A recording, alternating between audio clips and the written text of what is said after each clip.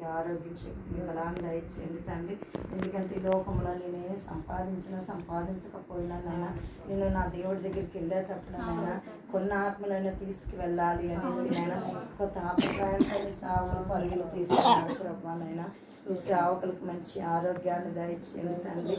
దేవాన్ని ఆత్మతో కుమ్మరించండి తండ్రి. అయ్యా దేవానికి వందనాలు చెల్లిస్తున్నాం తండ్రి. అయ్యా అలాగే వారికి ఇచ్చిన ఇద్దరు బిడ్డలు బట్టి నీకు స్తోత్రాలు తండ్రి.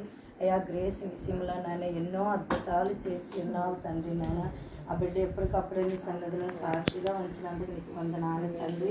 అలాగే నాయన ఇప్పుడు కూడా నాయన ఎగ్జామ్స్ రాస్తుండగా నాయన అయ్యా గ్రేస్ పట్ల నీ కార్యములు జరిగించండి తండ్రి. నీ అద్భుతాలు జరిగించండి ప్రభా. నాయన తనకి ఇచ్చిన భర్త పట్ల నీకు వందనాలు ప్రభా.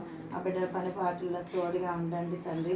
రాకపోకల్లో తోడుగా ఉండండి ప్రభా. నీ కృపను కుమ్మరించండి దేవా. వారిద్దరికి నీవు ఇచ్చిన ఆయుష్ ఆరోగ్యం శక్తిని బలాన్ని బట్టి నీకు స్తోత్రాలు తండ్రి.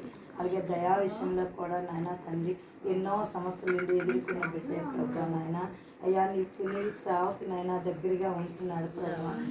తన తండ్రి ఆలోచన కూడా నైనా తండ్రి తన బిడ్డలు దూరం అయిపోతే నైనా పరిచర్యలో ముందుకు రాలేరేమోని నైనా తన తండ్రి ఆలోచన నా దగ్గరే నా బిడ్డలు ఉండాలని ఆలోచన తండ్రి. నైనా అయ్యా నీ పనిలో బిడ్డలు దీన్ని వాడుకోండి ప్రభా.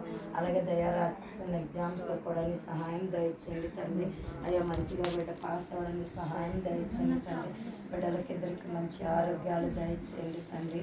దేవానికి వందనాలు తండ్రి.